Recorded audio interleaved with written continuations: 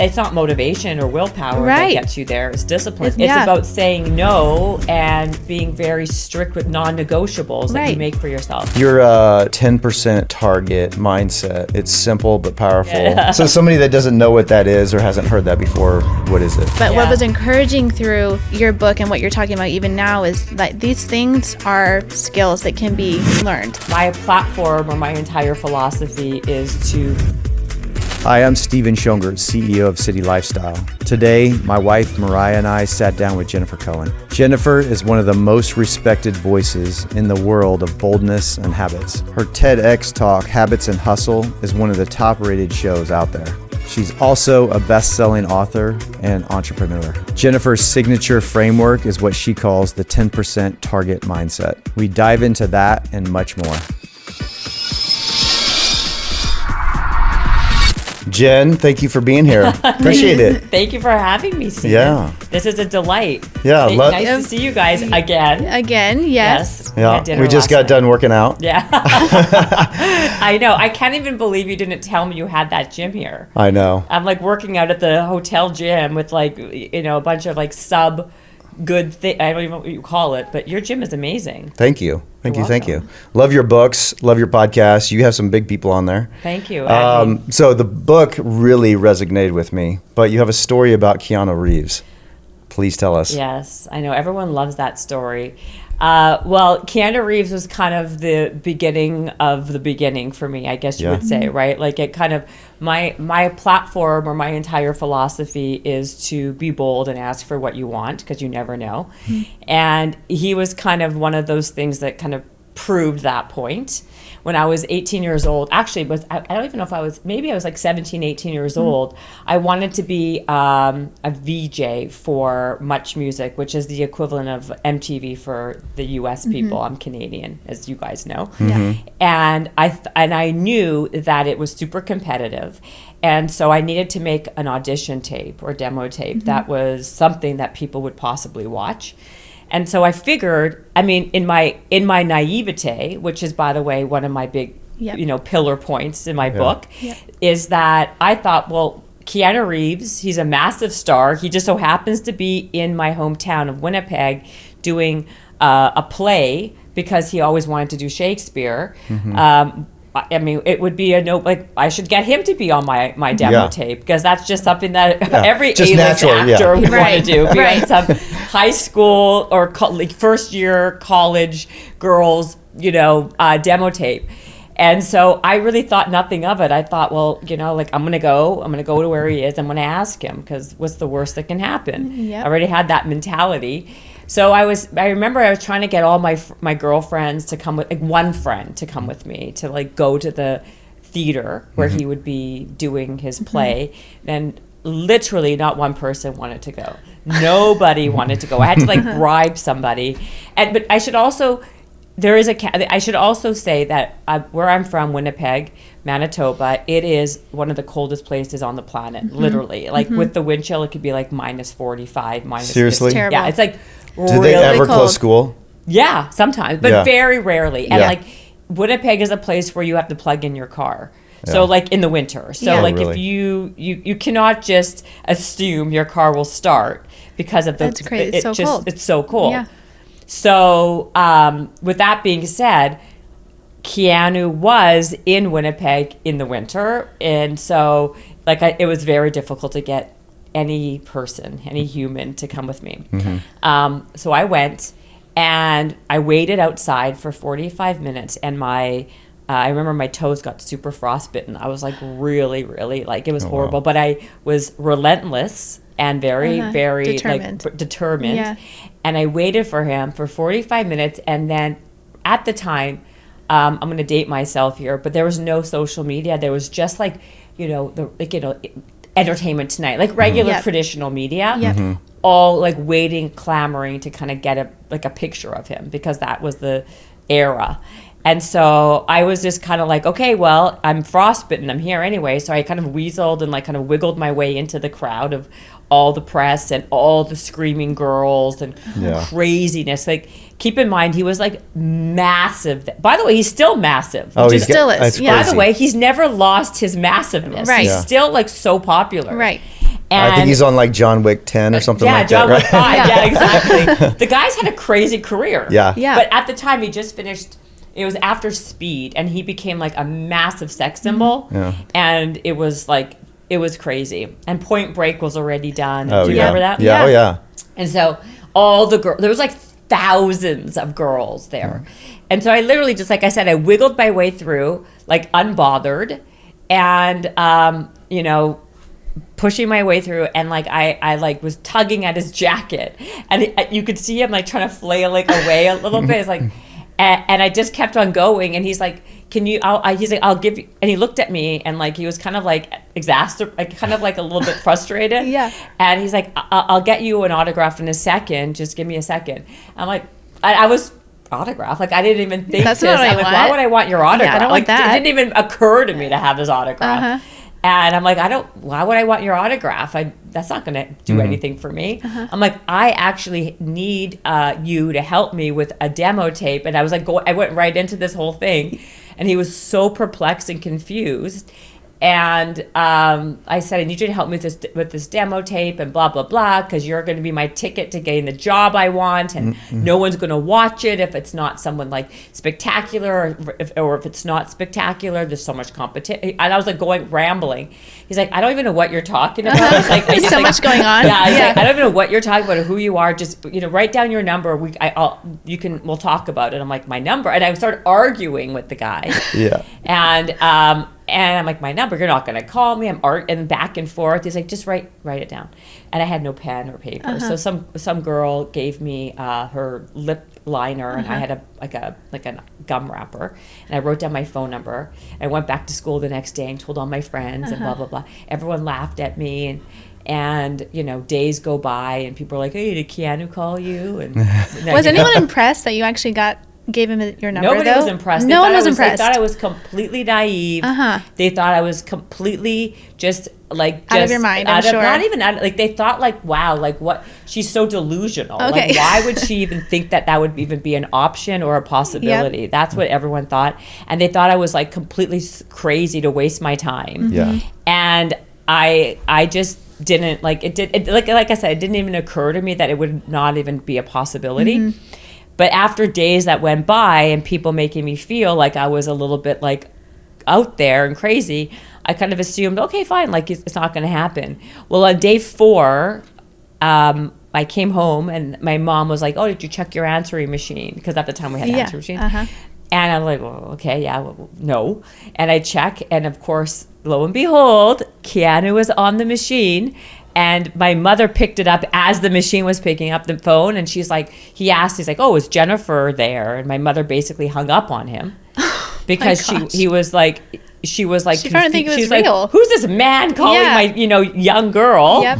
And long story short, cut to 2 days later, I took my mom's Cutlass Supreme, picked him up, took him back home to my house, and my mom made him lunch. Oh my gosh. This is awesome. It's so and awesome. I had the friends who did, but like the friends who didn't think I was nuts and like kind of were supportive, and my boyfriend at the time, we all had like cameras around my house, and I then like to do the interview, like very amateur hour, and I proceeded to do like a 2.5 hour interview with this guy, and that was foreshadowing of my podcast, I guess, but and then I cut it up myself. I edited the whole tape myself into like a 2 or 3 minute video, and I sent it into Much Music, and that was my demo tape.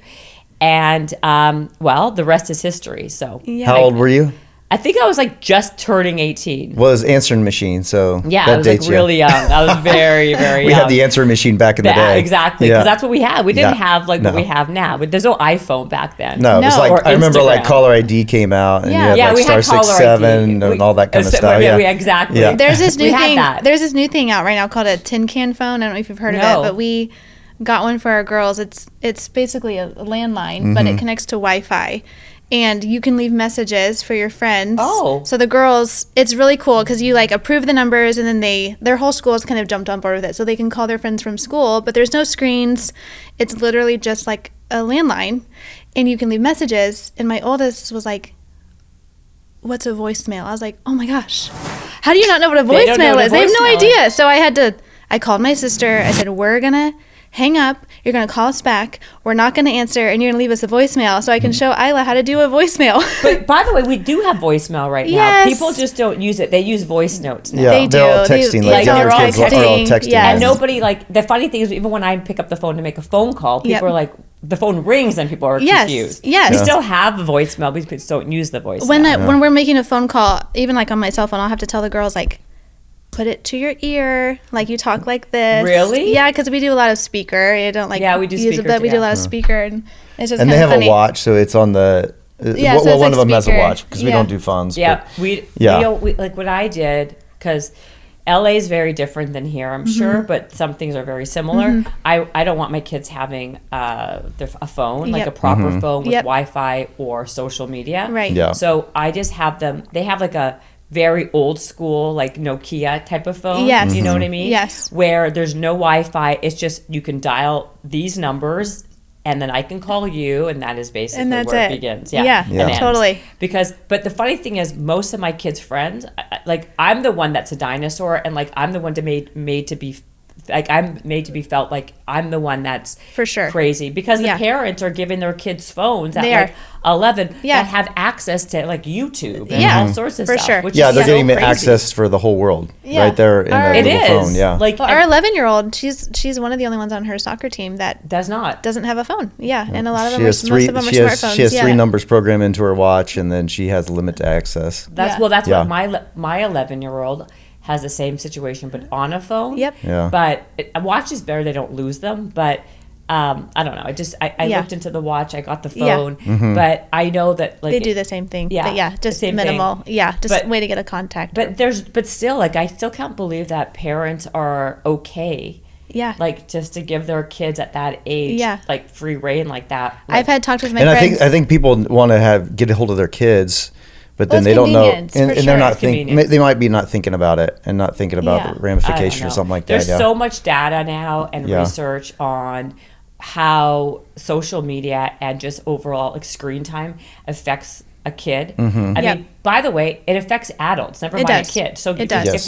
if it's like changing the neuroplasticity in our brains Mm-hmm. and making us feel insecure or depressed or stressed or anxious, imagine what it's doing to a child whose brain isn't fully formed and developed yet. Right. Yeah. And like it's like already starting to tweet. I'm very, very passionate. I told you Yeah. guys last night about Yeah. I this. love this. I did a whole TED talk on this because I really believe like that, like there's a, like that is part of the demise of what's happening to our younger generation. And it's, people are not socializing anymore. Yep. They're not, they don't even have the social skills to even do like the most basic communications Right. with people.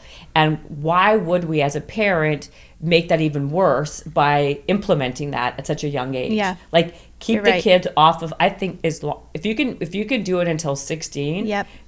I Great. think that would be fantastic. Yes, I know a lot of times, like for my kids, like I said, all their friends have all the things, but like I can only control what I can control, but whatever I can control, I'm going to do my best to control it. Yeah. Yeah. Absolutely. So what do you Yeah. think that's doing to a kid's brain? Because they're still being formed. Their brain's still being formed at such a young age. Yeah. And then they're getting on a phone.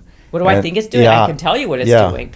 I mean, there's so much data and research on since my generation, let's just say, or like just like this, every new iteration that's coming out. When I say like there's Gen Y, Z, whatever, A, B, C, whatever,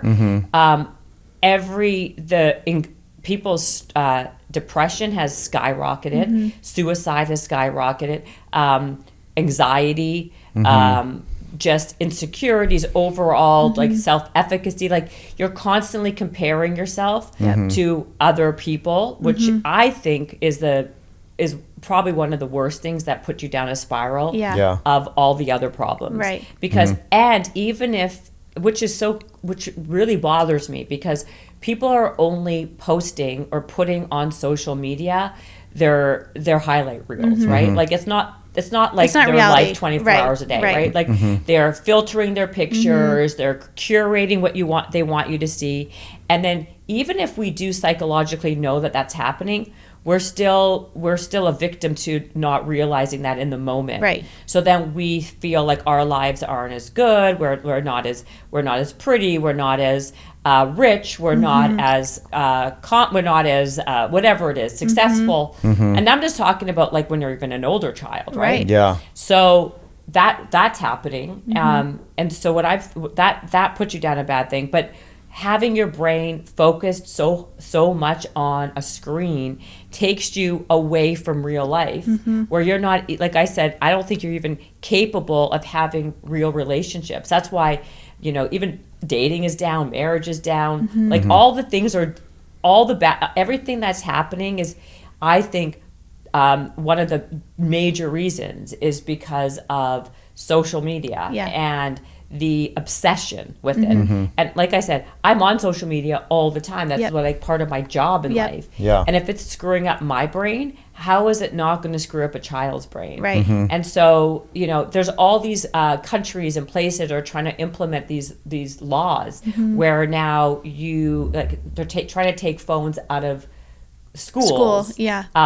Some are having more luck than others because kids will sneak them in but parents have to be on board or else then it doesn't matter then. It doesn't matter, right? Parents aren't on board. If parents aren't on board, if it's like a free reign, then you're just setting yourself up. You're setting your children up for just more problems down the road. Yeah. Agreed. Yeah, gaming, phones, TV, it's like prevalent. All of it. Right now. And so like you just put your kid in front of a TV and you go and do your thing and all that. And you think, well, it's convenient. It goes back to convenience. Yeah. The problem of this is, though, also, like there's like a, catch-22, right? If you're a parent that is working, right? Like I'm a working parent, so like if you are a working parent and you don't have like other options, what are you supposed to do, right? So like where is the happy medium in the middle, right? Right. Do you put ideally also, I don't know how it is here in Kansas, but in a lot of other places, the problem is kids don't play outside anymore. They're not climbing trees like we did. They're not riding their bikes in their neighborhoods. Right. They're just not doing these things. And because it's so easy to become sedentary, they just lean back on that. Like there's no such thing as even being bored. So like a big thing with me is like boredom is actually a really good thing. Boredom. I love it when my girls say, I'm bored. I'm like, oh, great. That's such a good skill to learn, to be bored. Great, 100%. be bored. And no, you're not watching TV. You can go read a book. You can go outside. You can, and not that we don't watch TV. We do movie nights. We do, we've got 2 young kids and sometimes the girls watch Mickey Mouse, of course. We're not weird about it, but we also love to go outside. I mean, our 3 big girls play soccer competitively, so we are at the soccer fields every single night. Just the fresh air is so good. We bought a trampoline a few years ago. Was probably the best thing. Everything outside. Yes, everything outside. And for some reason, our nanny the other day, she was like, why is it when the TV's on, they're so glued to it? I'm like, well, I like to think it's because we don't have it on very often. And so when it is on, it is quite effective because we can, if we need to set them there, we can get a few things done. I know I've done it with young kids to just take a shower long enough to know they're safe to take a shower. Well, I think it's like, they just get attracted to it. But they just get so zoned in. Yeah, because we'll go to a restaurant and they'll just start staring at a TV. Yeah, because in the background. And like a TV on the wall. We don't take screens to the restaurants. No, I don't do that. I never did. But like if we're at like a sports bar or something and there's TVs on, they're like, oh, I'm like, girls, because they probably talk. Yeah. But also it's because it's just where kids are drawn to, right? It is. Like it's just. It's now everything is designed to kind of capture their attention. But the problem that I find that the ability to concentrate is also down by like a million %. Well, like the ADHD even medications or ADD. That's like, a whole other thing. That's a whole thing. Everyone's on medication. Everyone now has like some kind of like mental health antidepressant disease, as opposed to just like I don't know, like I can go on like so many different tangents with so many different things, but. I don't like crutches like that. Like, I'm ADD, so that's why I'm like this. I'm fill in the blank, and that's why. Like, this is the other problem I feel what's happening with like social media, that we're giving people a lot of ideas and things of excuses more than anything. Yeah. Of explaining away why you have some type of default in yourself, like versus being like, okay, maybe my concentration is not great, maybe I have my attention isn't great, but then what am I going to do in real time to kind of like fix it? Like how am I going to like what are some of the things that I can do to kind of fix it? So I think I have crazy ADHD, right?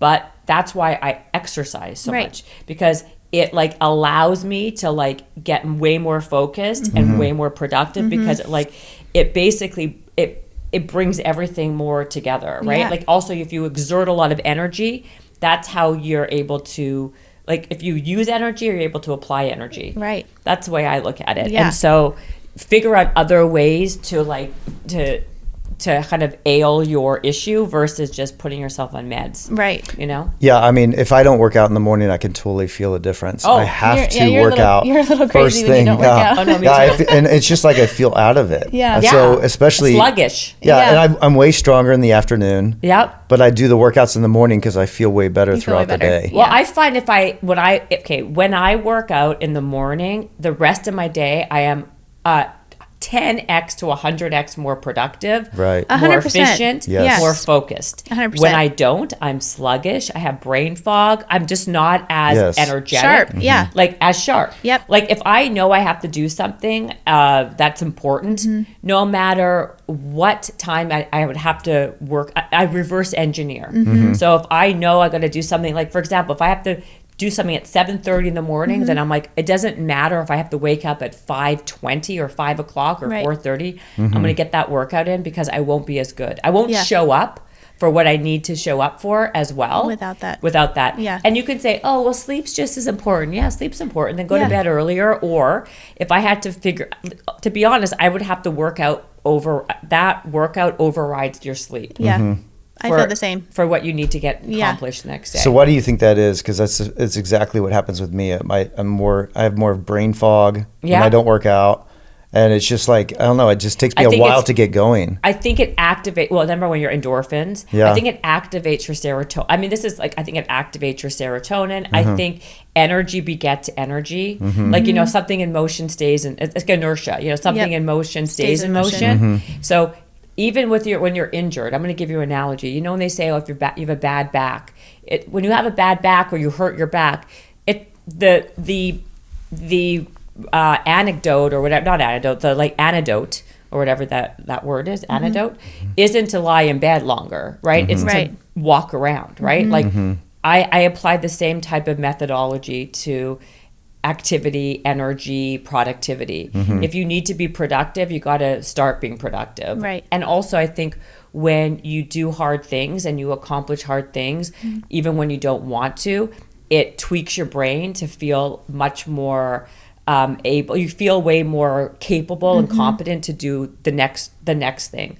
So for me, it's really more of a psychological thing. Like for me to work out first thing in the morning proves to me, I got this. I did this even when I didn't want to, when I was tired, when I was not feeling great, but if you accomplish that, if you can kind of do that thing first thing in the morning, it just sets you up for success the rest of the day, et cetera, et cetera. That's why I'm a big person about this never miss a Monday. I have this whole never miss a Monday thing on Monday, which is you never miss a workout on Monday, because that will set you up for your success the rest of the day, week, whatever, right? That's good. So start strong, and then that your likelihood of staying in that place is way more likely.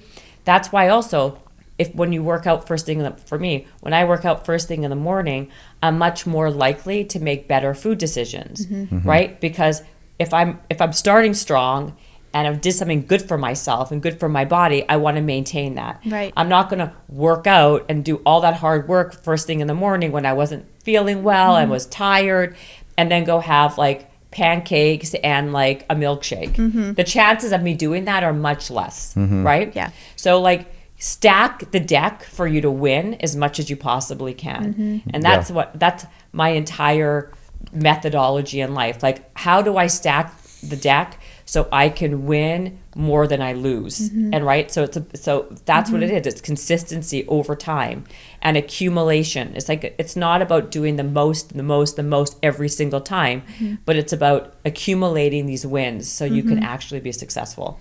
I could pick your brain for like an hour on this, maybe even longer. Yeah, go ahead. Yeah. So when I wake up in the morning, and I haven't been doing it lately, but when I feel the best, I'll get right in the ice bath.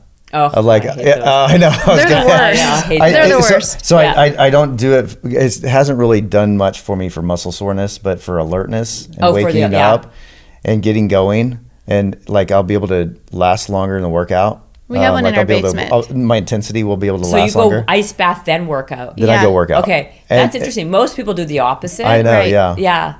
But I get why, because you're like shocking your body into like being alert and like awake. Yeah. See, I hate the ice bath. So to me, I think for women, it's much different than for men. I don't love it because then I'm freezing all day. Yes. It doesn't do my body good. So I'm also a big believer in like trial and error, like knowing yourself well enough to know what you're actually going to do like on a regular basis and what you're not. I hate that ice bath. So why would I torture myself every single time? Because I'm not going to do it. Yeah. But what I do like is the sauna. Yeah. I like heat versus cold. And I think for women, heat versus cold is way better for your hormones. Yeah. And I think that it just affects your a female body differently. Yeah. I like to sweat because that, like, I feel like it eliminates the toxins. Yeah. And even if it's a bunch of baloney, I don't care. It's Yeah. all like psychological, because again, if I believe it's working, then I'm going to continue to do it, and then I will do the next thing. Like I like things to be habit stack too, right? Like if I'm going to do that and I like and that does what I think it does, then it's going to lead me to the next thing, and then to the next thing. That ice bath, what will it do to me? I'll go in there, I'll bitch and moan, I hate it, and then I'll come out, I'll be freezing. I'm not going to want to work out because I won't be able to, like, cold. I'll be come out of freezing. it. Yeah, freezing. Yeah. That's one thing I love what you said about sweat, because we lived in Arizona for almost 9 years, and obviously there's a very dry heat. It's very hot there. And it's very humid here in Kansas City, and I just didn't think I would ever miss humidity. But when we were there and it was so dry and so hot, you feel like your skin is just like burning off your bones. Yeah. And then my skin would get dry and I have to use all these moisturizers. But then coming back and it's like, oh, I love going for a run in Kansas City because you just get a great sweat in. It's just so nice. Well, you're sweating in Arizona, it just instantly evaporates. It just instantly, I guess. It instantly evaporates. Well, Arizona is so hot. I mean, it's so hot. I've been there. It's been like 110 degrees. A friend of mine who's like a food person, he did this crazy experiment where in Arizona, and he baked cookies on his car. Yeah, like on the dashboard. On the dashboard. Yes, people do that because it's so hot. It's so hot. It's basically an oven. Yeah, I was there last week. It was 110, and I said, you don't know if it's hot enough until you fry an egg on the street and it actually fries. I mean, it's already 110 crazy? and it's not even there was one guy June. There was one guy it's not that even did summer it. yet. There's one guy that put, it was a total joke, but he took a steak, put it in his car, and it cooked it. I was like, there's no way. Are you serious? Yeah, it was a total joke. Did it work? No, he was. Okay, he was joking. It was a fake. It was one of those. But AI the cookies, fake I've seen that. Yeah. You saw the cookies? Yeah, I've seen the cookies. I just find that to be like, how can you live Why like do you that? choose that? Oh, I love it. He loves it. I love I'm like, it. no. See, I ready to go. prefer. Okay, so I prefer the dry heat versus the humidity because of my hair. Yes, I know. Not to sound the hair. vain, but it's not great for the hair. No, you always like had good hair in Florida. Arizona. Oh, it's terrible. You just don't even fix it because it's there's no point. Just throw it in ponytail. Like, even like a week or two ago, I was in Miami and I had to like go do something for like some media thing or whatever, and I got my hair done before I left, like in LA. And the second I got off the plane, I was on my way to my hotel or my wherever. I was like, okay, why did I even bother? It just grows. Yeah, it does. It just grows. Horrible. It is horrible for hair. How do people live it's terrible. there? How do women live there? I don't know. It's terrible. You would never understand. No, Yeah, you would never. I had longer hair Yeah. at some point, but it doesn't really matter. For guys, it doesn't matter. So we went to Finland and with my oldest daughter, and they have more saunas per capita, I think, than anywhere else. That's where they're from. Yeah, there's one sauna for every 2 people. So a family of 4 would have 2 saunas, which is nuts. Saunas. It was really Yeah. They call them How saunas. do you say sauna? Yeah, sauna. Do you say sound? No, I say sauna, but I Sauna. know they say sauna. Sauna. Yeah, They they do, say yeah. sound. I didn't know what they were talking about for a while. But they did they'll do they do the sauna. Sauna, yeah. And They that- do a real sauna. They don't do the red light It's the sauna. traditional. Yeah, Yeah, so what do you traditional. think? What do you think's the Okay, so this is interesting. All the research has been done on the regular sauna. It hasn't been done on the red On the light red sauna light. in terms of like the benefits of using a sauna. And I do believe that the red light sauna does not get hot enough. It takes it only goes up to like it takes a while to start sweating in that thing. And I know the argument will be, well, it's because it's heating you from the inside out, not from the outside in. I probably prefer the traditional regular sauna Okay. by a landslide. However, I don't really have one of those. I have a red light sauna, which is fine. It's good, but I like it. But I do prefer the traditional. The traditional one. Yeah. Brian Johnson, you know he is. Yeah. Yes. Yes. Yeah, he does. He said sauna has changed his longevity. I don't even know the terms, but just his longevity process and some of his biomarkers and everything. It's changed it the most. And it was How a does he know traditional. it was the sauna that did it the most? Because he he does ch- 90 million things. I know a day. he added that one in, and he was doing traditional sauna where it gets like 212 degrees. 200. Yeah, I have a friend Yeah. who goes into that 220. It's 220. Crazy. I mean, by the way, when I say hot, like when like some of these red lights go like this 140, 150, like okay, when it goes to 175, I'm good. Yeah. Even that's Yeah. a lot for me. Yeah. I Yeah. like 177, 175. How people can sit in 220? The problem is it can burn your head, like Oh, your Oh brain. yeah, I don't think I they'll could have breathe. those. They'll Yeah. have those little hats that I they'll wear put those on. hats. Yeah, Yeah. I got into one that was 212. Where? It was 100 degrees Celsius in Finland. In Finland. And it Yeah. felt No way. like the tip of my ears were going to burn Well, off. you're Yeah. walking into I was an in there oven. 5 minutes and I couldn't take it That is anymore. literally yeah. like And a then we low jumped- setting on the oven. Then they had Yeah, the it ocean is. right there where you just jump into the ocean, which was like 45 degrees. Right, so you're doing the hot and cold Yeah. immersion. Yeah, like to me, yes. Even if I was in a 220, 212 sauna, I still would not be able to go into the cold plunge. Yeah, no, I Yeah. think I'm out. Our daughter did it. She's Yeah, our 11-year-old. not She that hot. went with She him. didn't She go in didn't that go in hot one that one. hot, but she did like the hot cold. She jumped into the the kids, ocean I think and then there's some people who have like no problem. Again, this is all like human error or Yeah. human like trial Trial and and error. error. Like Yeah. for me, the I think I have an aversion to cold because I grew up in very cold weather, and Yeah. now psychologically, I don't like to go skiing anymore. I Yeah. don't like to go to cold Really? climates. You're like, you don't wanna choose it. I don't want to go. Yeah, I have that like makes sense. literally an aversion. If I That's grew up interesting. in like Hawaii, let's say, or somewhere really warm, and then maybe, but like I feel like I was like traumatized by the fact that I had frostbite on me so many. I like had to plug in my car. I spent most of my childhood freezing my ass off that I could not imagine doing that on purpose. like choosing that. Yeah. Yeah, totally. That Can't makes do sense. it. That makes Can't so do much it. sense. Your 10% target mindset. It's simple but powerful. Can you explain more about that? That's a good what segue. yeah. So Yeah. what do people? Sauna, 10% Yeah, target. exactly. So somebody that doesn't know what that is or hasn't heard that before, what is it? Okay, so the 10% target is this mindset that I came up with many years ago to get people to chase what they want and not just accept what they get. And this is making 10 attempts at whatever you want most in life. And the reason for that is one of two things will happen. One is either you will get that thing that you want, or two, another opportunity will present itself that you never knew existed. And going through the bonus is going through the process, you will become immune to the feeling of failing because you're trying to do something over and over So many again. times, yeah. And most of why most people fail is because they don't even make an attempt at whatever it is that they want. So the truth is, most people don't make one attempt. Almost nobody makes two attempts. So if you're somebody who makes 3 attempts, 4 attempts, 10 attempts, your chances of success or standing out is exponentially higher than Yeah. anybody else, just based primarily on the fact that nobody else is doing it. Yeah. So again, it's about stacking your deck with wins or with potential possibility to win, right? So that's why lots of these things that I talk about, I'm a big believer in like doing these habits, doing these things to make you win versus lose. And so to me, making these 10 attempts is extremely important for, you know, because for getting to what you want. Because this is the bottom line. It's not talent that gets you to the finish line. It's not intelligence. It's not wherewithal or knowledge. It really is just about trying more than the person beside you and just keep on going. It's like it's like being resilient. How do you train yourself to be resilient?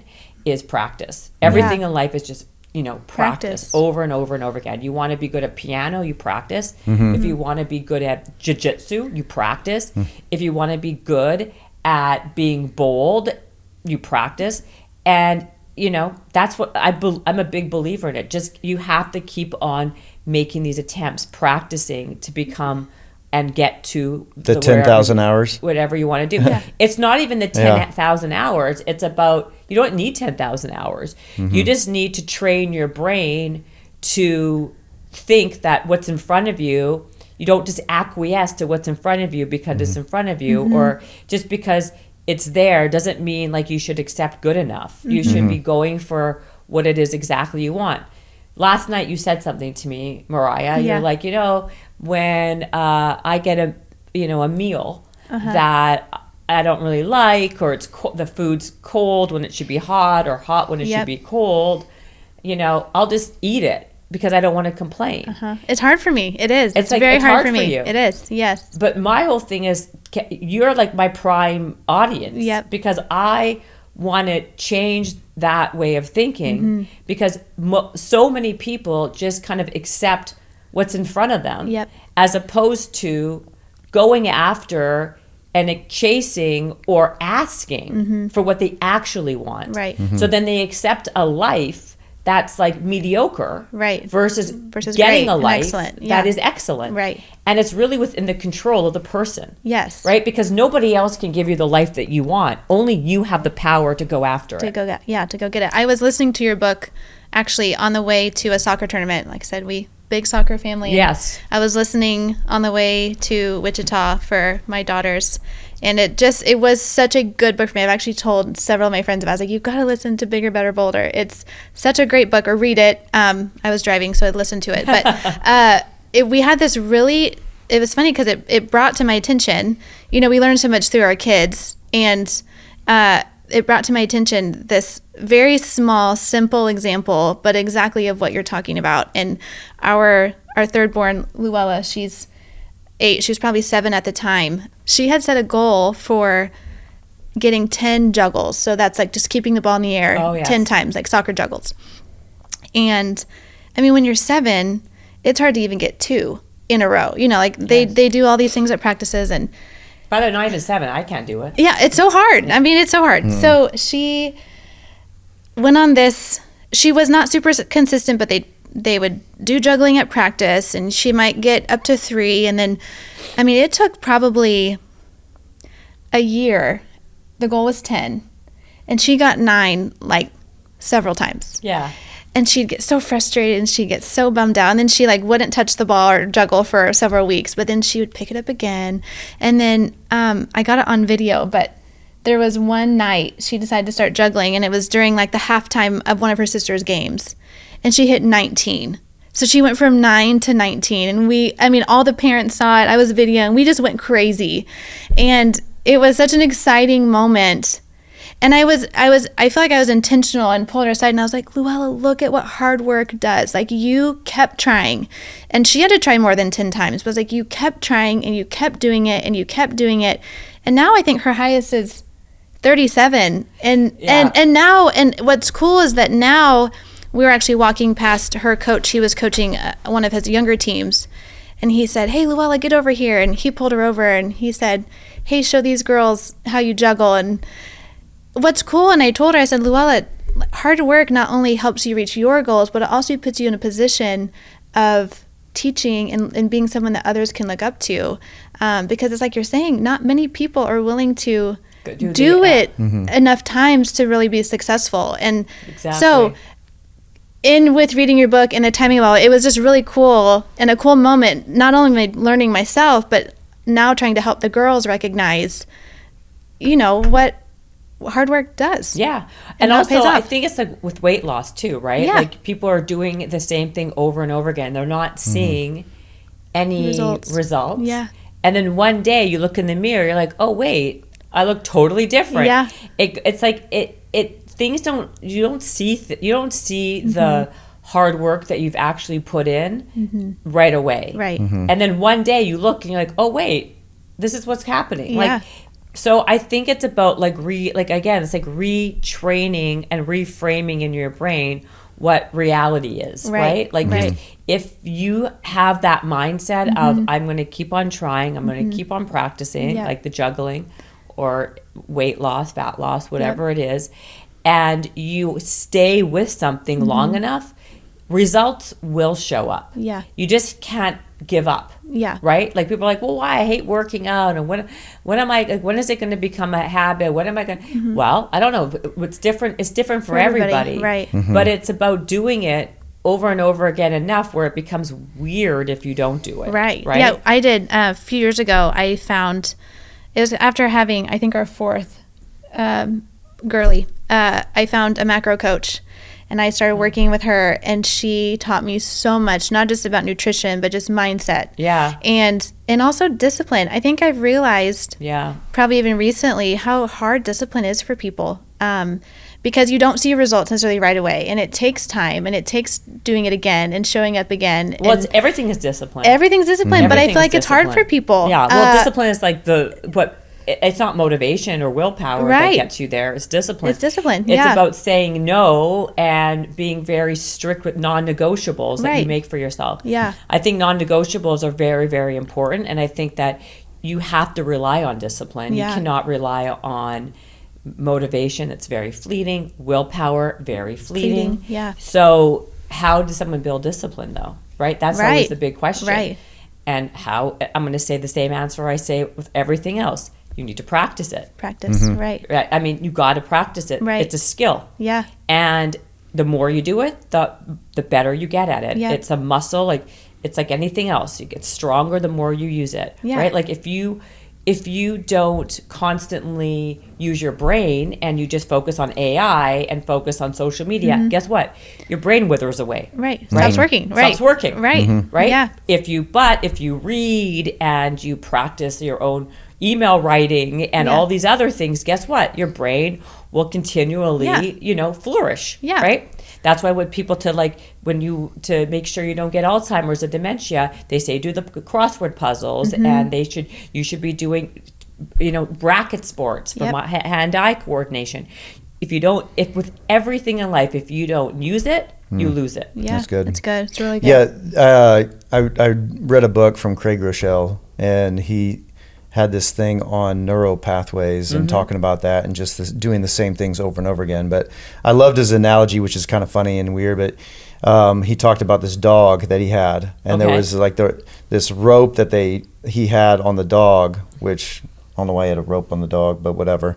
So and like a little chain or something, and it just ran around in this circle, and eventually it just made this pathway and made this rut around this in his backyard. And he said that's what we do with our brains is that we start doing the same thing over and over again. We're making a rut in our brain, and that's your neural pathway. And then all of a sudden you've got this rut that you can't get out of in your brain because it's the neural pathway that we've created in our brain. Yeah.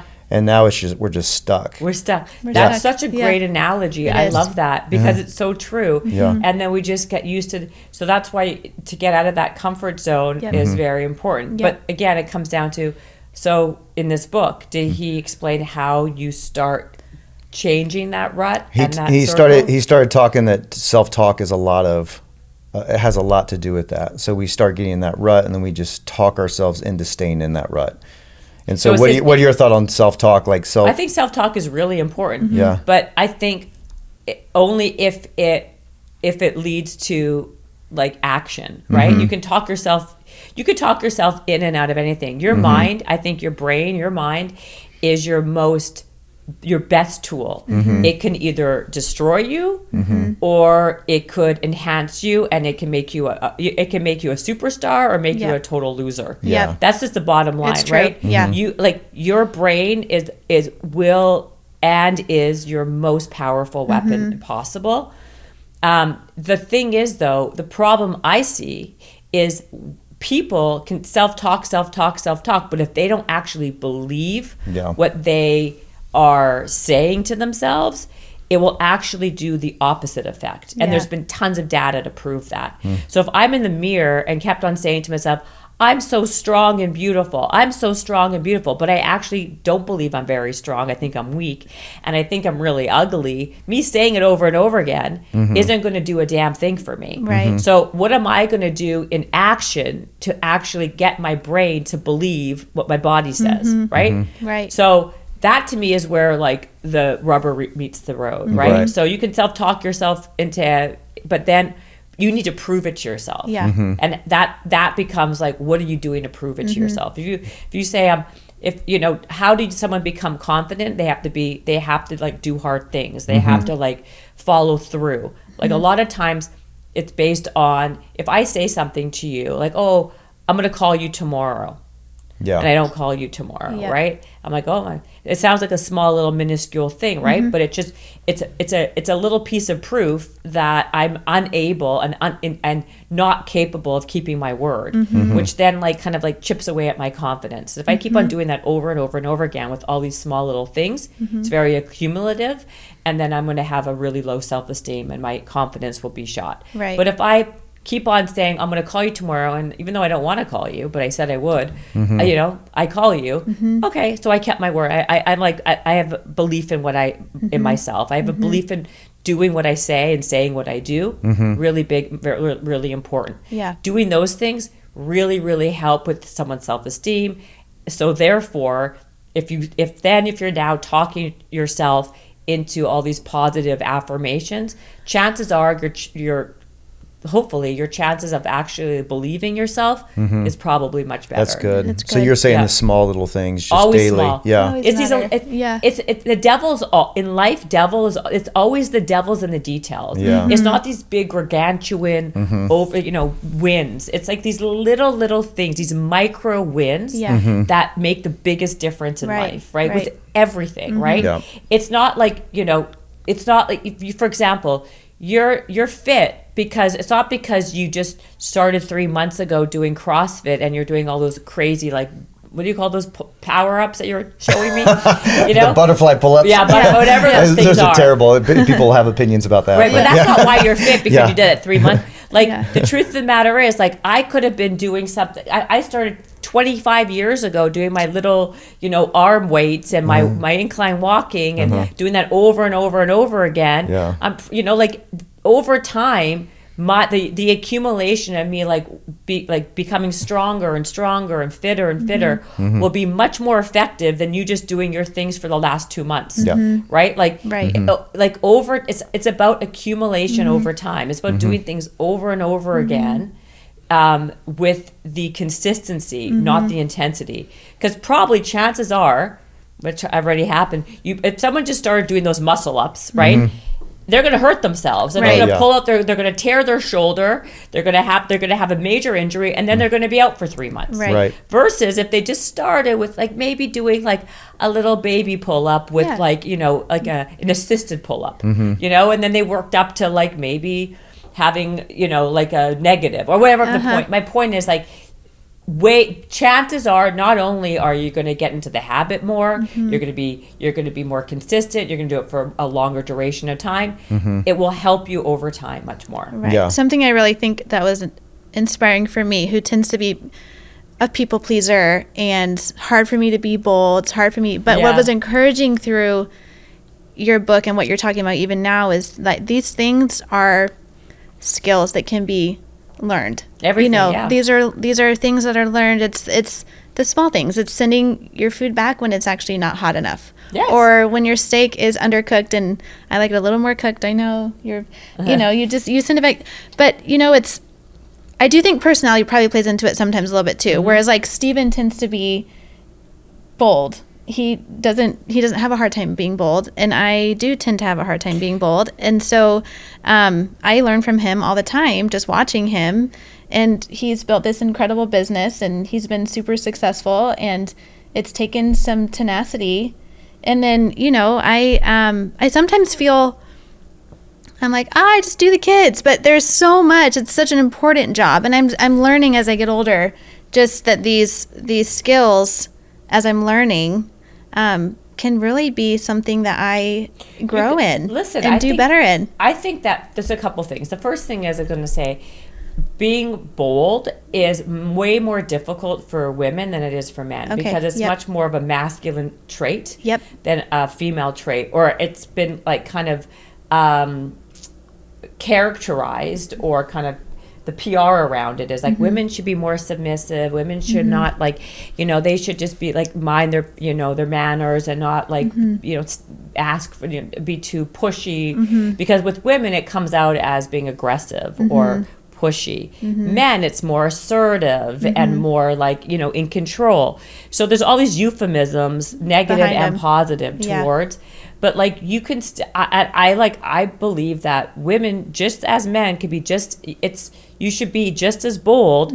Maybe you can do it in different areas of your life. Like it doesn't have to all be on business and career, right? Like you can be bold as a full-time mom, right? By like standing by, like being, you know, learning like a couple of these lessons with your children, even, right? Because you want to model for your children, to stand up for themselves, and to not just like accept whatever's in front of them. And I feel really passionate about that. I feel like I tell the girls that all the time, and I maybe don't always model it very well, but it was so funny because actually on my way home from Wichita, from the tournament. Oh, the tournament, I was listening to the second half or ending of the book, and there was I actually told Ryan this, but there was an email that I had sent to our oldest coach for next year. Okay. And I was waiting for a response and waiting for a response and waiting for a response, and I was like, do I send the follow-up email? I don't want to be annoying. I'm not trying to get special favors. I have these questions I want to answer about next year. And I was listening to the chapter about like send the follow-up, and you were talking about follow-up, be the squeaky wheel. You have to be the squeaky wheel. And I was like, oh my gosh, I'm sending an email. And so right like in the middle of the chapter, I paused it and I voice texted the email and I hit send, and I was like, I did it.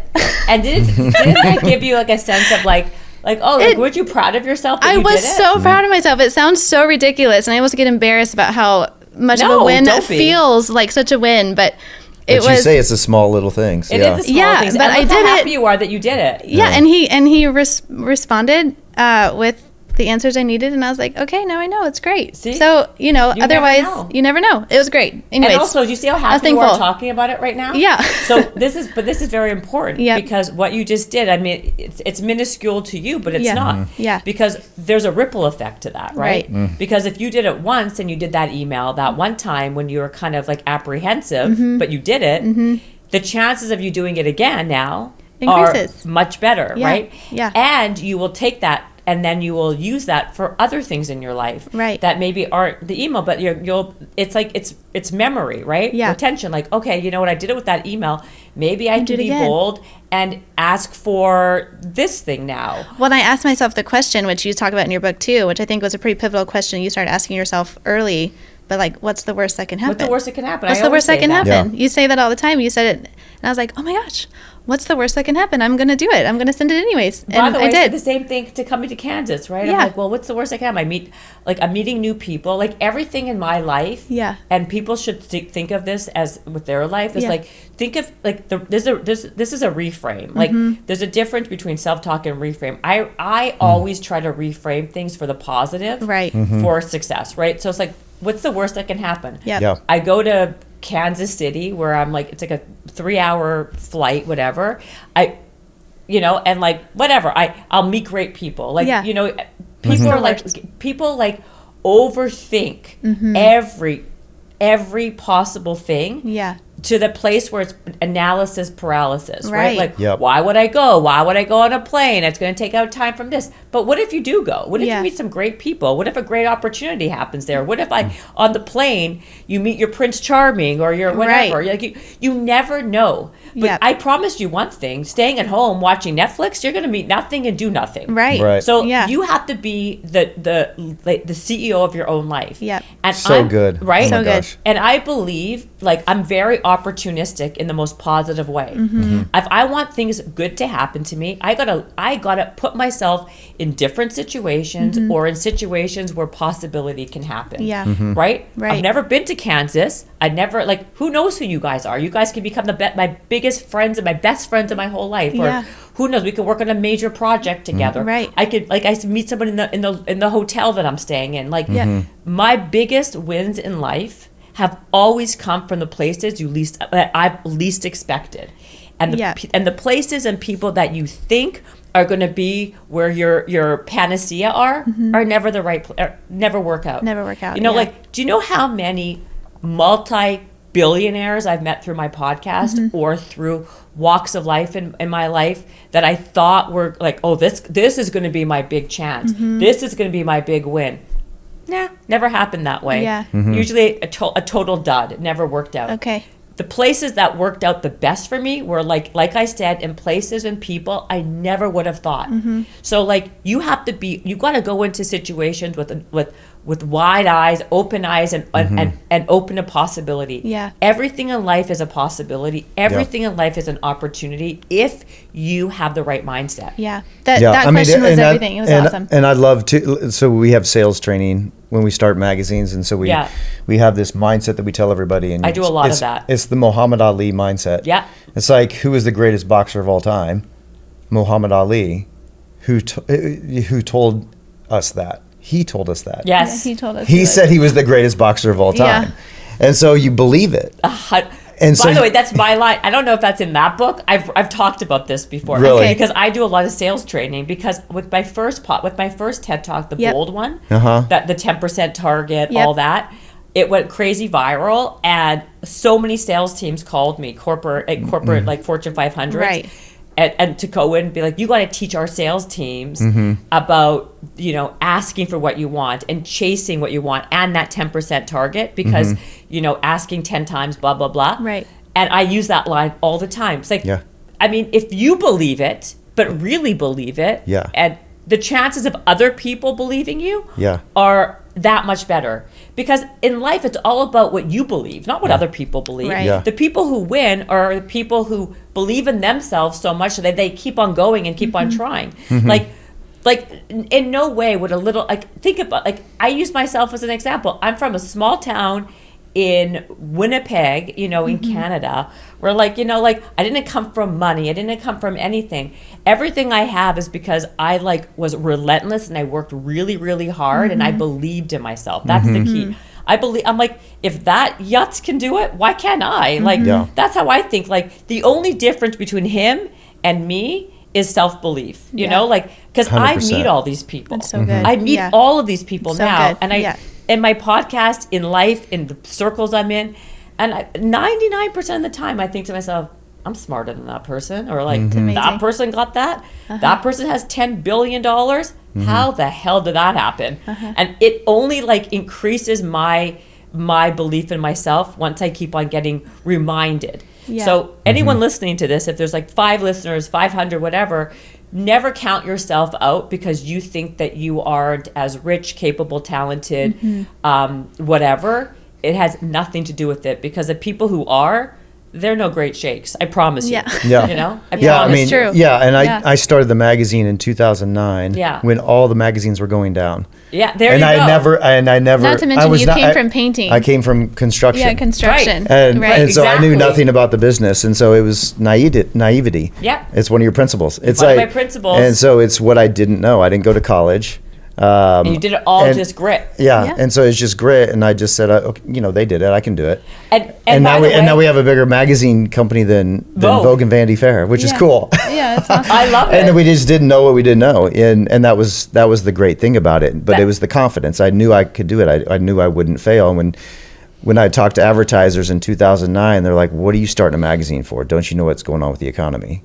And I just didn't pay attention to it. I just kept going, and people grabbed a hold of that. They grabbed a hold of the confidence. And I think that's what I love so much about your book, because it's so much about being bold and having the confidence in yourself. Yeah. Because I think at the end of the day, that's the only thing that matters. You know, like I have, like I told you last night, I have like business degrees and all the things. And the truth of it, I learned nothing from school. I hate to say it to you people listening. I've said this in my other speaking things. Yeah.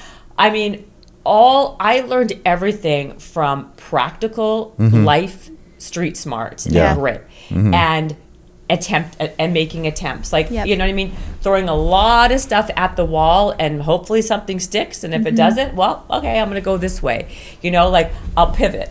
Learn the art of pivot is the most important thing in the world. Like knowing how to pivot, and self-belief. Like that to me, if you have that, you're golden. Yeah. You know? Do you feel like your kids have adopted this mindset, or absolutely they have? Okay, that's amazing. I'm so glad that you asked me that. Yeah. Because absolutely. I'm a big believer, and I've seen it with my own kids. I see it with other parents and their kids. The kids learn from watching, not listening. And they see me grind all day, all night, and do all these things that like is not usual for their parents' friends. You know what I mean? Like I keep on like outdoing myself even, you know what I mean? Right. And I mean that in the most positive way, right? And I think I teach my kids that, number one, hard work. Like if you work hard, you can get anything. Right. And I model it. Like I exercise every day. Like I model the habits that I want them to adopt in their own life. Yeah. So they see me working out every day. They see me waking up early. They see me working hard. They see how I treat people with kindness all the time. No matter how annoyed I am or frustrated, I'll try to be as kind as possible. Right. So all the things that I want my kids to adopt, me just, ramming it down their throats by telling them over and over again is not going to make a difference. Right. But if I show them, model it over and over and over again, that's how they're going to adopt it. Like my kids are, thank God, are very independent. They're confident. They do watch an iPad way more than I'd like, and I try my best, but I'm still working on it. I'm not perfect by any means. Neither are we. None of us are. Neither are we. By any means. Yeah. And my daughter's very sassy. But one thing about both of them is they are kind. They work very hard, and they know that effort is the most important thing in that house. Yeah. I don't care if you win. I don't care if you lose, but I want you to try your best. Yeah. And to me, if you're not trying, then nothing else matters. Right. You put effort into what you want, what you have. And I don't believe in participation trophies. No, we don't either. I don't believe in that either. If you That's a win, joke. you'll get a trophy. Right. And if you lose, you won't get anything. Right. Period. Yes. And in life, that's how life works. That's how life works. In life, you're not getting a participation trophy. No. In life, there are going to be winners and there are going to be losers. You make a decision where you want to be. But you want to be a loser? Yeah. Then don't work hard, don't try, Yep. be on that iPad and play video games. Yep. Okay, that's your decision. Yep. If you want to be a winner, you're going to try a lot of things, you're going to do these things. And sports, I think, is extremely important. Yeah. Yeah. Very, very important. Yeah. I'm one of 10 kids growing up, and like we didn't have TV. We couldn't afford TV, really. I remember the first time we got Disney. It was a big deal in our house. But we would just go outside. We had a huge backyard, so we'd go outside. And those days, it was just come back when the sun goes down. Yes, exactly. That's how what it was. go. Yes. And so we'd go create. Yes. We'd go find stuff to go do and Yes. just go like create stuff. You'd also I wouldn't And come make home things until I happen. had to. Of course. Yeah. And now every one of my brothers and sisters have their own business. And amazing. And I think it has to do with that. It was the creativity to get outside. So are there certain things you do with your kids to get outside and be creative, or do you do games with them? I do a lot of first of all, I play a lot of board games with them, but we do a lot of like my kids.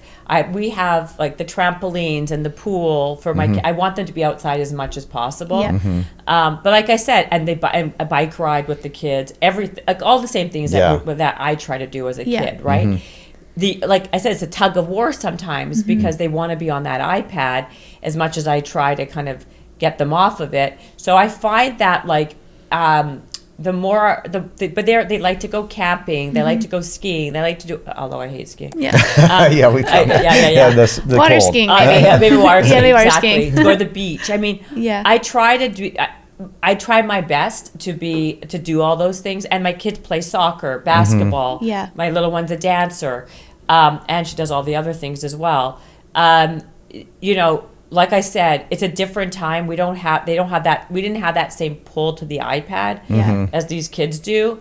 But like I said, it's, to me, I just take it away. But like I think it's really, really important to force and enforce playtime outside as much as possible. Yeah. Yeah. So you made fitness really practical and simple.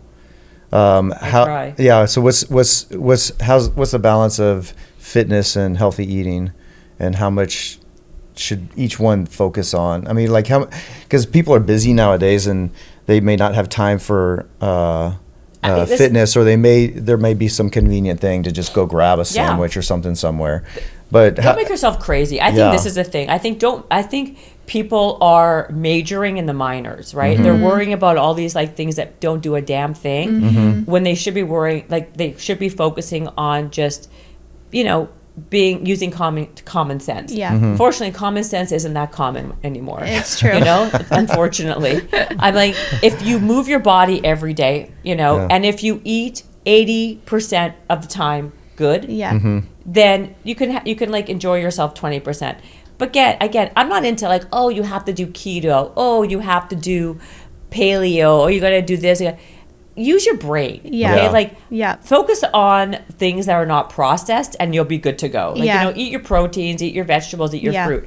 Anybody who tells you that fruit is bad for you, you should like immediately extricate them from your life. Yeah, just run. Like, just run. Well, I've never seen anybody where an orange and an apple makes you fat. No, like, I got fat because I ate carrots and an apple. We call those at home. We call those God foods. I'm like, foods that God made, like that grow on the trees. Those are good foods for you. Like now, I can't with these people. Like candy is not. It's not God food. That's man-made food. I was like, packaged. But yes, I'm like that's what we call them at home. So I'm like, yes, if you want, all of our fruits in our fridge is like just in a drawer, so they can at their level, so they can just grab it, you know. And then we have a sweet treat thing like up high in the pantry because I want them to like. Well, if you want fruit, go get fruit. But it's also not even just for kids; it's for adults. For adults too. Are just as bad as kids. It's true. By the way. Yeah, it's true. But I feel like the thing. This is the thing, right? Like to me, the more extreme you become, the more chances that you're gonna plummet. Yeah. Right. Like don't why are people overcomplicating something that is so basic? Right. Right. If you want to be healthy, guess what? Eat healthier. Right. You know, like it's not that hard. It's not rocket science. It's either you're going to eat, like literally shop the perimeter of the grocery store. Yep. Try to stay away from the stuff in the middle. Don't eat the cookies and the cakes from like, you know, Edamins, wherever that brand is, whatever it is, Oreos. Don't eat your Oreos and your Cheetos. Right. Like maybe have, like I said, stick to protein. If you don't like meat, then have plant protein. Yeah. If you don't like plant protein, have your animal protein. Right. Have your fruits, have your vegetables, and like call it a day. Yeah. You know what I mean? Like, let's not become like, it doesn't have to be so crazy. There's like all these like vicious wars online about like, oh my God, you ate a cow. Well, you ate, and your pea protein sucks. Like, who cares? Who cares? Just pick whatever you're going to have, and then like those things are not going to kill you. But what will kill you is the anger and the frustration and the agita and the stress about like what you're going to eat. You know what I mean? Like, I also like, I know you asked me about my Aura, this ring, right? I will say a couple things. Yeah. I'm not big about measuring, you know. I think I like this ring because it's like it's easy, and I'm tracking my sleep. I track my steps. Yep. But I don't become crazy about it. Some people become crazy obsessive, and like it actually adds more stress to their life than it actually is beneficial. Yeah. There are other things I think are really important. Like I do believe, like I've been taking these aminos every day, which are like they're by this company called Keon, because it is impossible as you get older to eat as much protein as they say to eat, right? So they help me with like my lean muscle mass and my energy. Have you tried them before? I haven't tried those before. No. I do this thing called Relight, where it's like salt and Oh, that's different. electrolytes. I know that's completely different. Yeah, Not electrolytes are aminos. different. That's Yeah. good too. Yeah. But I really do like these aminos because I just put them in my water. I'm gonna have to check that And out. it's very good. try those. They're delicious. Yeah. Well, they taste good. They but taste good. They're They're good for easy. you. Is it a Yeah, first easy. thing in the morning thing? Yeah, or- I drink in the morning and then I work out. And they're Yeah. by a Yeah. company called Keon. Shout out, but Yeah. they're really, really good. Yeah. I do believe in I put creatine. I use creatine. I Yeah, like creatine creatine's as How well. many really grams? I do 5. I know for your brain, 10 is really 10 good. is good. What else? And I also take True Niagen, which is like it's NAD. It's NR. It's like a precursor for NAD. Okay. But makes your body. It helps your body make its own NAD. But there's So what's NAD? Okay, I'm glad you asked. Yeah. It's a molecule in your body that after the age of 30, your body starts to deplete it really quickly. Yeah. Okay. But it helps with your energy, with your mitochondrial health, and your cellular turnover. So it's Interesting. really good for. I don't know if I'm allowed to say aging, anti-aging, but I mean I don't know legally if that's something I can say. Yeah. But it's really good for your cellular health and your cellular aging. good. All right, Good I'm to gonna have to get a know. whole Yeah, regimen it's from really you. good. Yeah. I really like that too. I also Great. like Mana Vitality, which is like shilajit and like it's like these minerals from like the Dead Sea. I drink that. It tastes disgusting. But the reason why I'm even bringing this up is Yeah. like I believe like I take some supplements, but I'm not a crazy person. Right. I take like I take a bunch in the morning. Oh, I also like magnesium. Yeah, magnesium is Yeah. good. I take magnesium at night. I take magnesium at night. Yeah. I really like a sleep stack by Momentous. It has like L-theanine. That's what I use. Is Yeah, Momentous. Momentous. Yes, I usually I take the same stuff. You do? Yeah. That Momentous sleep stack Yeah. is incredible. Yeah. Do you use it every night? Yeah, I mean, I had a problem sleeping. Yeah. And like I went through this little period of insomnia, and it was It was It crazy. was short, yeah, but Yeah. it was like I'd get like an hour of sleep a night. Yeah, was that crazy. happens Yeah, to so me I too. changed a lot of things, and I started taking magnesium and the L-thionite. Is that how you say it? L-theanine, yeah. You there take it the is. sleep pack though, Yeah. right? Yeah, the sleep- Or do you take their mag Well, tea? I just take it separately, and Oh, and okay. that type of I have to take I can't even remember the name of the magnesium, but I have to take the one that starts with a G, Oh. glycinite. Oh no, magnesium glycinate. Yeah, yeah, that's glycinate. really Yeah, good. Yeah, I had to take that. I had to switch to that because it kind of messed up my stomach. Oh really? Was the thionate? Oh, L-theanine. Yeah. Yeah. So- You know what you should try? Another one that's very, very good that I'm a big fan of. I'm a huge fan of a company called Magic Mind. I take their performance shot in Okay. the morning before I work out, which is Yep. like, it's like nootropics or nootropics. It's basically a little bit of the one I like. They have one that's caffeine free, but the one that I like has like 50 grams of caffeine from green tea. Yep. But it has a lot of like lion's mane and it has lion's mane. Turmeric, I think, is like all the mushroom stuff. Oh, yeah, like Yeah, that's- really pork, good. That's some good stuff in there. So do you take that in the morning then? I take that in the morning, and Yeah. then at night, the reason why I'm bringing it up is they came out with a sleep, like a sleep shot that people are obsessed with, and it really helps with like getting you to sleep and keeping you asleep. Amazing. Yeah, it's very, very, very good. Yeah, that I always mess up the name L-thionate. Is that how you say it? Yeah, L-theanine. L-theanate, L-theanine, yeah. Once I started taking that for a couple weeks, my dreams got kind of weird. Really? I heard that It can was like- happen. Yeah, it was like intense stuff. I was like, okay, because I'm already a intense person, bold person, so I think it was just bold coming out person. in, Yeah, exactly. in my Maybe dreams. You should try the Magic Mind one. It's Yeah. a purple. It comes in a purple shot. I don't know if they have it in Kansas, but Yeah. you can. You don't No, have to I'll have order it. it, yeah. They have like a subscription model. You can just order it, and Yeah, they can. they created this thing called Amazon, so we can What just is get Amazon? That. Yeah. I don't know what that is. Well, so what's your routine? Your whole routine then? Like, so you work out in the mornings? I work on the morning. Okay, I drink first thing in the morning. I have 40 ounces of water with 2 lemons squeezed in. Amazing. Really? I love Every that. morning. Every First thing? morning. Yeah. First thing. I will 40 not ounces? do anything until Until I you do have that. that. And that's how I take my supplements. So then I take. I take my vitamin D, I take my True Niagen, I take the, what else do I take it for? And then I take my omega-3s, and then I take my Kion aminos and my creatine. And then I drink. So on an empty stomach? I take those. Sometimes I take the creatine though. Okay, then in the afternoon, I do creatine and water. I don't actually, because I'm not a big shake person. Yeah. I like to eat food, not drink my food. Yeah. Because I get very hungry from working out. And then after I take some of that stuff, then I will work out. And then I work and have my meetings. And I'm on the phone from I try to stay off the phone for the first 45 minutes I'm awake, but I'm on the phone a lot. And I don't forget also I have my kids and all the things. So I have to get my kids ready for school and all that. So all this happens within that time frame. But then I work out and then I do all that stuff. And then I do not like to do Zooms. I'm very much against these Zooms. I rather talk to you on the phone and walk. Yeah. If I'm going to be sitting on the phone, I don't want to be staring at you at sedentary. So multitask this. Yeah. Right. You don't have to be, yes. No, walk around. So I walk around the block. I walk around my house. I get so many steps just when I'm on the phone. Yeah, me too. I have to walk. I can't just sit there. Who are these people who want to be on Just Zoom sit. still? Yeah, no. I can't. It's hours on a Zoom. I can't. And then, but then at night I take the magnesium and I do the Monovitality, the Shilajit.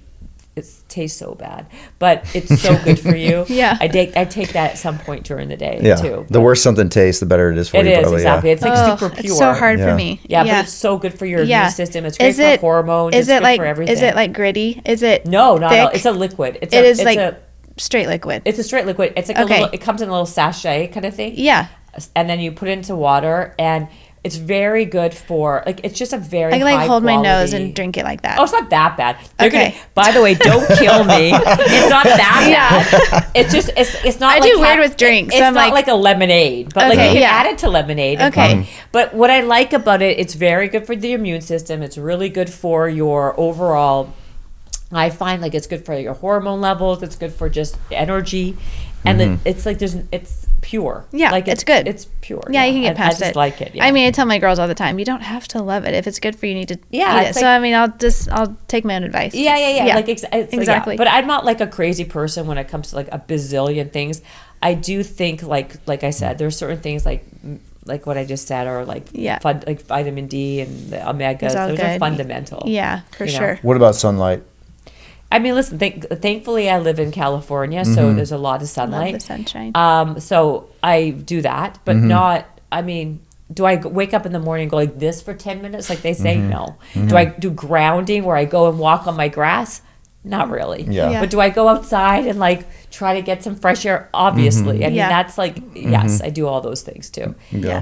And what else? I do the sauna. I hate the cold plunge. And the thing is, the thing that really works is we said earlier, not to this in this context, but being boring. Being as boring as possible, eating the same foods over and over again, get into these habits and routines has been a game changer, because I've been eating the same things over and over and over and over again, which I think why overcomplicate things? Yeah. My breakfast, always the same. It's one less decision to have to make in a day. It's like decision fatigue. I don't want to decide what I'm going to have for breakfast every single morning. What am I going to have for dinner? I know that every morning I'm going to have my eggs and my fruit. And at lunch and at dinner, I'm going to have some form of protein with some massive salad. Yeah. And during the day, I'm going to have tons of fruit. And it's the same stuff. The variation will, Yeah. I have to eat the same thing pretty much every day. What do you I'm eat? just very routine. Me too. It's whatever it is, it's going to be the same thing. And the workout's going to be at the same time. What time do you work out? 6 a.m. Every day? Yeah. Cold plunge at about 5:30. Wow. Right out of bed. And again, I haven't been as consistent with that. But how long do you do? I'll do it for about 5 minutes. Oh, 5 minutes. Okay. Yeah. 3 to 5 minutes, somewhere in that range. Okay. At least 3 minutes. I have to get past. It takes about 2 minutes to get the numbing to happen. But it's more energy. I feel way more energetic in the workout than if I don't do it. I know, exactly. But then I used to intermittent fast every day.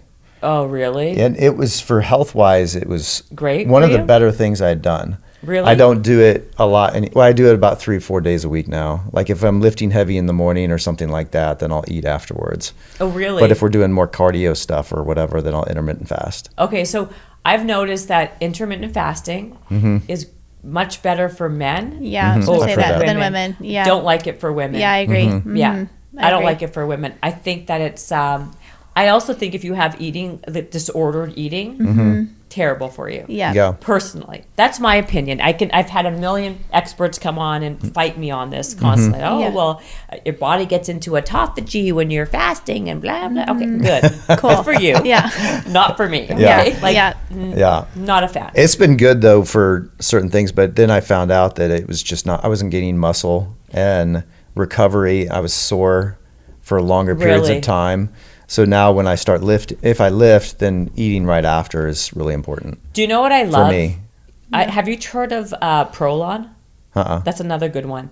It's a fast mimicking diet, so it's not fasting. The reason why I like it is you could do it quarterly, like every few months. Yeah. And it cleans out this what's it called, the senescent cells, which is the zombie cells of your body. And you're not fasting completely, but you get the same.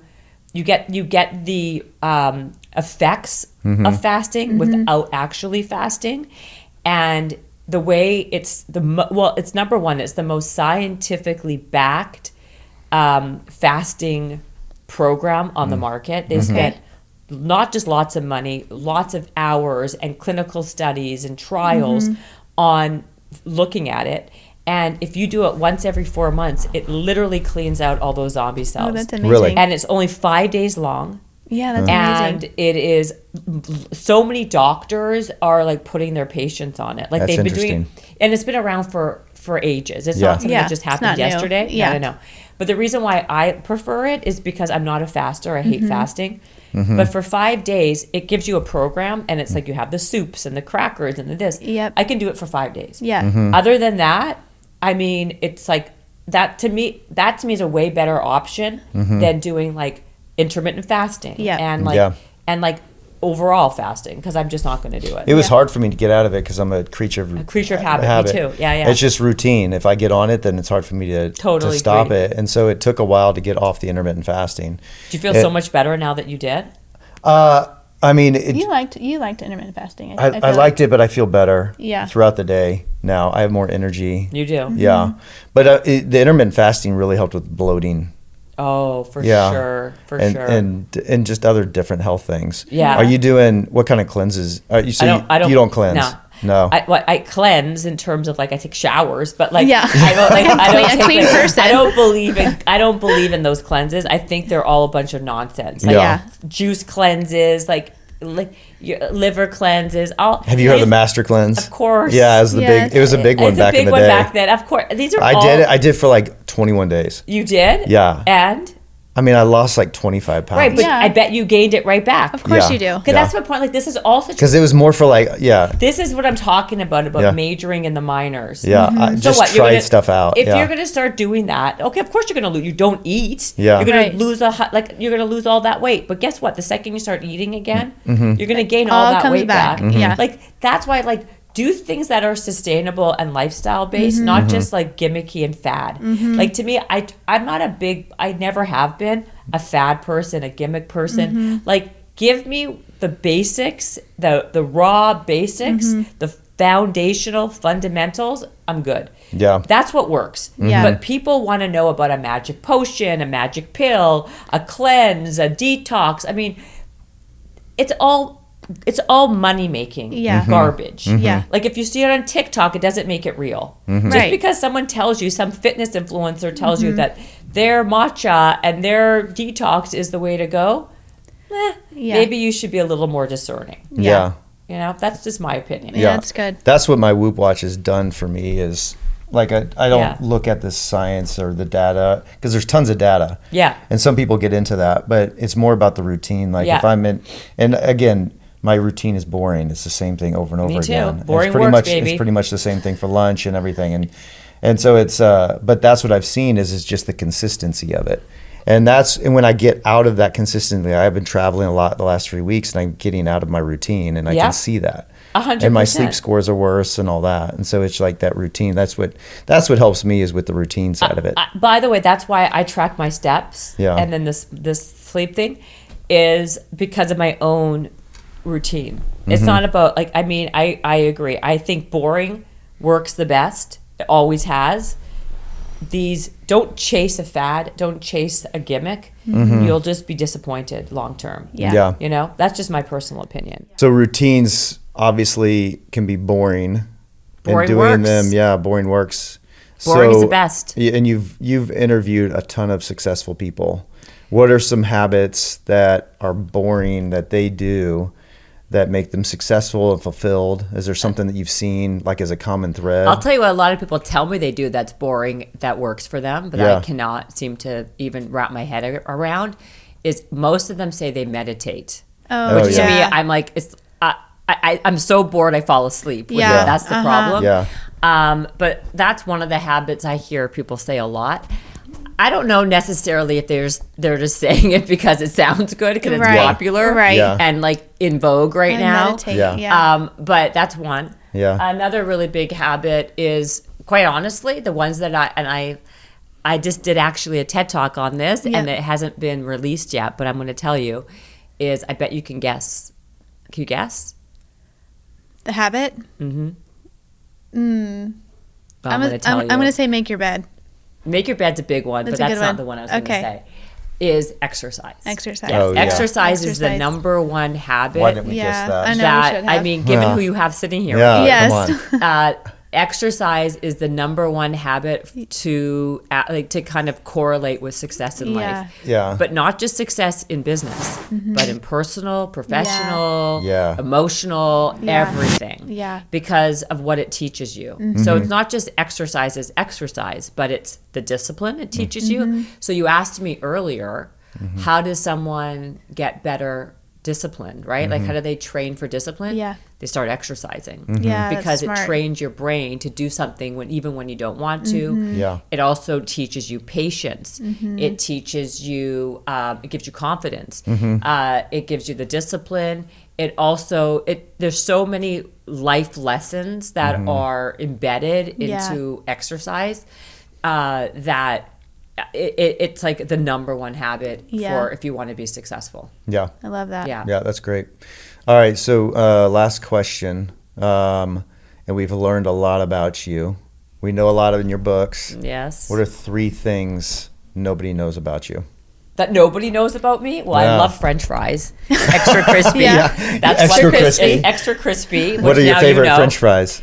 You know what's funny? The ones that we're getting after the show. That's why I have to tell you. I love True Kitchen's French fries because they're air fried. But they're really good if they're made properly. That's why if they're not crispy, I'm not interested. I hate to admit this, but McDonald's French fries are really good. I like McDonald's. I never had them, but Chick-fil-A their French fries is my are favorite. crazy. I like Chick-fil-A. I like French fries. If they're crispy, I'll eat French them. fries are so good. I love French fries. They're so good. That's one. What else? That people think I'm really extroverted, but I'm actually not. I'm like extroverted, but I really like to stay home. I don't love to go out. Like, I'm not a big party person at all. I'm good at socializing until a certain point, and then I just want to like curl up and. That's super surprising. People are always surprised because I am a people person and I like people a lot. It's just that. I don't need to. I'm not like I love more one-on-one conversation and real talk. Not small talk. I'm not a small talk that person. makes sense. I can't stand small talk. It really just drives me up a wall. And then thirdly, I would say, what would I say? That someone wouldn't know about me. Those are 2 good ones. Those are 2 good ones, right? That I'm super analytical. People assume because I'm like really into like the fitness and the like exercise, people don't really know that I have such a background in like business and analytics, and I'm very much about research and data. And in my brain, I do overthink a lot, but I'm constantly like reiterating constantly. Like I like to be bored, and I like to be in my own thoughts. So I do a lot of like just over analyzing in general. That's what I would say. Yeah. Cool. Well, yeah, you're very, very interesting. Even having dinner last night, Thank you. Like you were like really into our stories. Super curious. Like you were sitting so there curious. listening. It was like some of the most boring stories. Some of them were kind of crazy. Actually, some of them were not that crazy. boring. Some of them were crazy. But you're is so boring. like you're like engaged, and you're looking people in the eye, and you're just like you care. Some of the stories last night. So many other people, it's just like they're asking questions like and they're And they're looking not over your head or interested. something like that, and they're not looking. Well, I'm at going to you. say some of the stories we shared with you last night are not normally stories we share, like getting to know someone for the first time. So thank you You have for an ability listening to to our pull stories that and being out. genuinely curious about our story. Thank you for yes, saying of that. course. I mean appreciate that. I'm happy to hear that, just because I do genuinely care. I am super curious and I'm interested. And so that's a compliment to me. Yeah. Oh, I'll give you one. I had a homeless man live with me for 9 months because I felt bad for him. Oh, No way. No way. I'll tell you, that's one thing that most people don't know. I had this, that's another one. I had this Let's not guy. encourage Were you that one. safe? I know. Were you No. safe? But what I'll say, there's a caveat to that. Okay. There was a manager. I used to go to this restaurant all the time, and the manager of the restaurant, I didn't know him that well, but I would see him all the time. He was very, very nice. He was very young. And I asked him, I'm like, oh, where do you live? And he told me he lives in his car. He told me he lives in his car because the restaurant wasn't paying him enough money for him to actually pay his rent. So he had to live in his car because the restaurant didn't pay him enough. And my heart bled for this guy, this kid. And so I said, and of course my husband and like, what are you doing? Yeah. I invited the guy to stay at my house for like a week until he, maybe a few weeks until he got his act together. Maybe he can save a little money or find something that, And the 2 weeks led to like 9 months, and I had this guy live with me for 9 months. But he did have a job, but he just had nowhere to live, and so I did put him in my house. Really nice of you. Did you have to like kick him out, or did he go on his own? Well, a combination of both, right? Yeah. Like I was like, well, how long are you staying? You know what I mean? You're kind of stuck there. Yeah. That's a great story. Yeah. Yeah. So that was my- And I'm glad it wasn't just someone off the street. It wasn't. By the way, did I not tell you someone's going to call, even with my phone? Yeah, it's okay. Without fail. Yeah, it's all good. Yeah. I can't wait to listen to more of your podcasts. Just the Thank way you, we've Steven. interacted and how interested you have been. So I can't wait to see how you have interacted with all the rest of your guests. Thank you. Yeah, I'm gonna binge on good. your podcast. What's it called? Habits and Hustle. Yeah. They can find it, and they should subscribe, and they can also follow me on at the Real Jen Cohen, and also Habits and Hustle podcast on Instagram. Great. Great. Well, Thanks thank for you being very here, much. Jen. Thank you for having me. City Lifestyle is a local luxury media brand with a presence in over 250 locations nationwide, reaching nearly 6 million people across print and digital. Each location is independently owned and dedicated to celebrating the people, businesses, and stories that define its community. City Lifestyle connects businesses with their local affluent audience, delivering real results. If you've ever dreamed of owning your own business and achieving financial and personal freedom, City Lifestyle has over 1,000 open franchise markets across all 50 states. Visit citylifestyle.com to learn more.